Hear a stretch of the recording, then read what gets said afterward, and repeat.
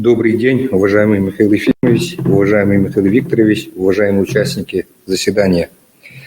Сегодня мы проводим первое заседание Координационного совета по реализации дорожной карты по участию Республики Саха-Якутия в реализации глобального плана действий десятилетия семейных фермерских хозяйств Организации Объединенных Наций на 2019-2028 годы. В данном документе даны рекомендации по внедрению 128 различных мер по 7 компонентам развития семейных фермерских хозяйств. Как было уже сказано, в июне прошлого года принято распоряжение главы Республики Саха-Якутия об утверждении дорожной карты с 50 мероприятиями, направленными на всестороннюю поддержку деятельности семейных фермеров.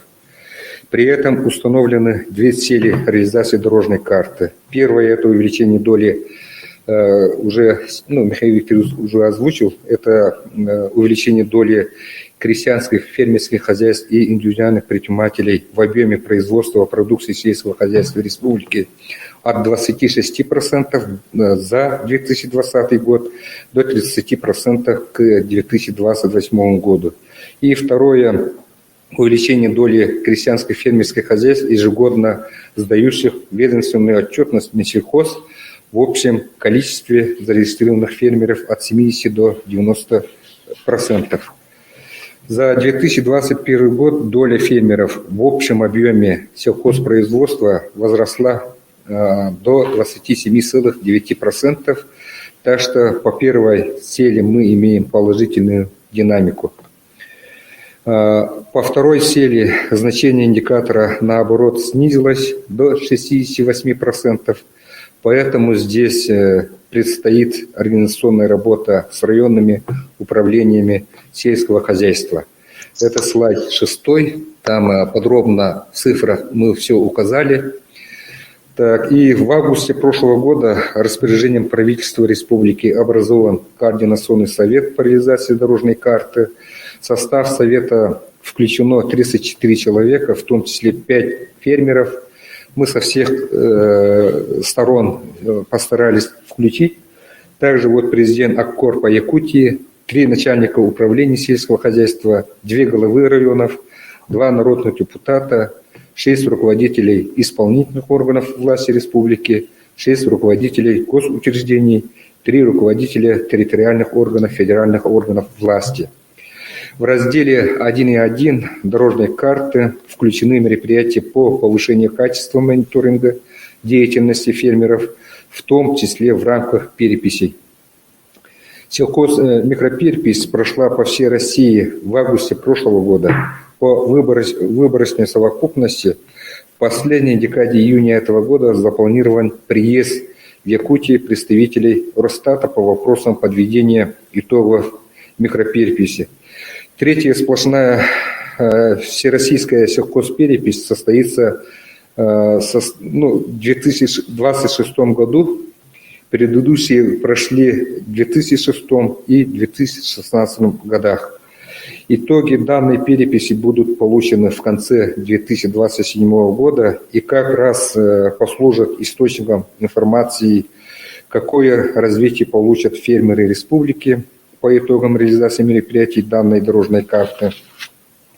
Разработка комплексного информационно-аналитического сборника о деятельности КФХ по данным различных уполномоченных органов запланировано со следующего года.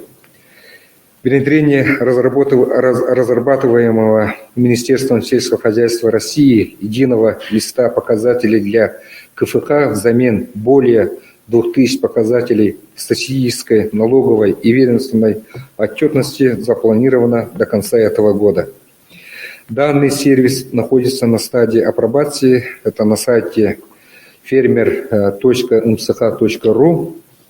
Данный вопрос актуален тем, что в соответствии с установленными требованиями главы КФХ в течение года должны представлять в общей сложности 46 различных форм отчетности.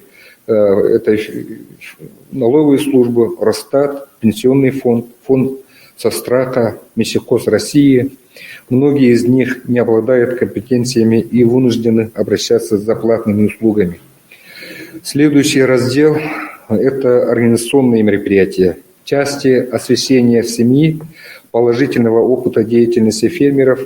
С сентября прошлого года начато производство цикла передач «Юлядёно» на НВК «Саха». Выпущено всего 27 передач об опыте ведения сельхозпроизводства в условиях Якутии. В этом году данную передачу начинаем ориентировать на семейных фермеров. По учреждению для фермера отчетно-выборной конференции и Советов Ассоциации КФХ и кооперативов Республики определена дата 3 воскресенье ноября, что предполагается утвердить указом главы Республики Саха-Якутия. По формированию отдельной штатной единицы в составе районных управлений сельского хозяйства по адресной работе с КФХ ведется разработка методики расчета нормативной штатной численности управления сельского хозяйства в увязке с производственными показателями муниципальных районов. До конца этого года соответствующий приказ Минсельхоза должен быть подписан. Данный проект приказа уже подготовлен нами. Практически мы 1,5 года этот приказ разработали со всеми заинтересованными министерствами. И сейчас находится на стадии завершения, можно так сказать. Идея создания саморегулируемой организации КФХ состоит в определении круга передовых КФХ, соблюдающих определенные требования и тем самым претендующих на целевые меры поддержки. Данный вопрос находится на стадии проработки.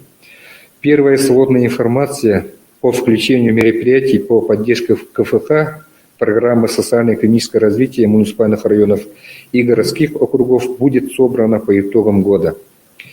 По формированию единого банка решений по комплексной поддержке крестьянских фермерских хозяйств. Это в классическом формате с возможностью скачивания уже сформирован в виде регионального портфеля образовательной программы КФХ в количестве 85 единиц материалов. Также создается интерактивная таблица «Господдержка крестьянских фермерских хозяйств» на сайте apk-saha.ru. Это будет завершено до 1 июля этого года.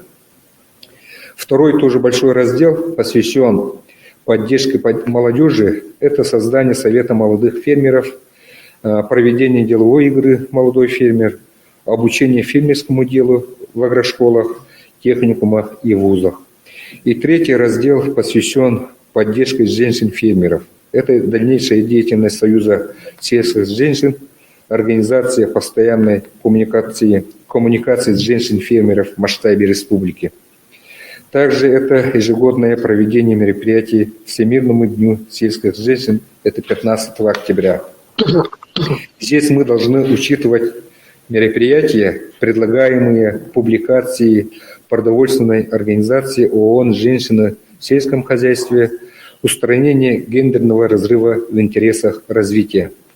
И четвертый раздел посвящен отраслевому консультированию фермеров в различных формах.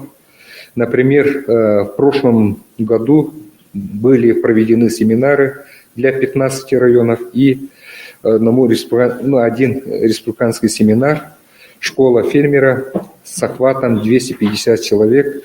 План на этот год составляет 16 районов с охватом 300 человек. Кроме того, проводится кропотливая работа по оказанию практической помощи по разработке бизнес-планов для претендентов на получение грантов начинающим и семейным фермерам, а также агростартап.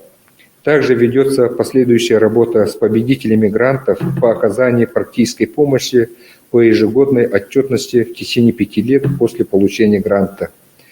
Для сведения, за 2019 по 2021 годы выдано всего 1062 гранта начинающим и семейным фермерам, а также агростартап. Совокупный размер предоставленных грантов составил 2 миллиарда 780 миллионов рублей. На этот год по грантам «Агростартап» и развитие семейной фермы всего предусмотрено 194 миллиона рублей. По гранту «Агростартап» поступило 158 заявок на участие или примерно 10 человек на один грант. По гранту развития семейной фирмы 306 заявок или примерно 3 человека на один грант. Итоги отбора будут подведены в течение мая месяца. Кроме того, имеются и другие направления поддержки из республиканского бюджета, где фермеры наравне с юридическими лицами имеют право на получение конкурсных отборов. Например, за последние 5 лет всего предоставлено 260 грантов на строительство канибаз, в том числе 196 фермерам на сумму 207 миллионов рублей. За счет расширения программы финоздоровления скотоводческих хозяйств в 2021 году участниками стали 188 хозяйств, в том числе 144 крестьянско-фермерских хозяйств на сумму 122 миллиона рублей. В целом, за 2021 год в рамках госпрограммы развития сельского хозяйства поддержку в размере 1 миллиарда 155 миллионов рублей получило 1375 крестьянских фермерских хозяйств и индивидуальных предпринимателей, что составляет 40% от общего количества учтенных в налоговом учете, или это 52% от сдавших отчетность Сахастат. Пятым разделом включена актуализация законодательства в части мер социальной поддержки фермеров. Отдельный раздел посвящен обеспечению земельными ресурсами, инвестиционной поддержке, агрострахованию. Итоги работы по ним будут подводиться ежегодно в конце года. Также включен самый проблемный раздел вопросов доступа фермеров к рынкам, куда включено 10 мероприятий. Это разработка тех условий по национальным пищевым продуктам, производимым фермерами. Также это организация приоритетных закупок продукции фермеров в государственных и муниципальных закупках, где имеется проблема крайне низкого участия местных товаропроизводителей. Эти вопросы также рассматриваются на уровне правительственной рабочей группы по обеспечению участия местных сельхозтоваропроизводителей в государственных и муниципальных закупках.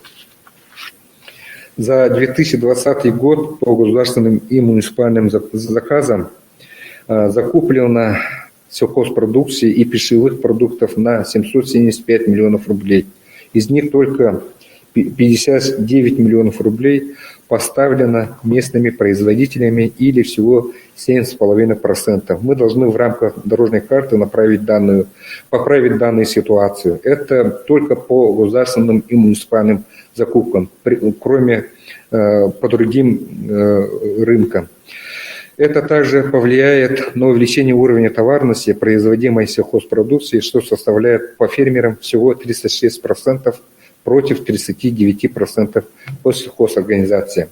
Таким образом, данная дорожная карта отражает весь спектр проблем развития семейного фермерства и призвана стать основным ориентиром развития фермерского движения в нашей республике на период до 2028 года.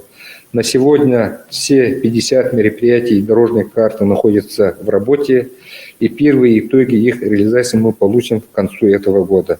При этом мы должны предусмотреть реализацию дорожной карты в проекте новой редакции государственной программы развития сельского хозяйства на период 2023-2027 годы, которые должны быть разработана и внесена на учреждение правительства республики в июне этого года. Заседание Координационного совета мы планируем проводить ежеквартально. Следующее заседание предлагается провести в конце августа после завершения летних сезонных работ. Во втором заседании Координационного совета предлагаем всем членам внести свои предложения по реализации мероприятий дорожной карты. Мы предлагаем срок внесения предложений до 1 июня 2021 года, потому что формирование бюджета уже начинается с июля месяца. это на 23-й и последующие годы. Вот поэтому мы предлагаем такой срок установить. Если какие-то изменения по госпрограммам, по каким-то мероприятиям, направлениям, дополнительные какие-то будут нуждаться в господдержке, мы готовы вот это все принять. Спасибо за внимание.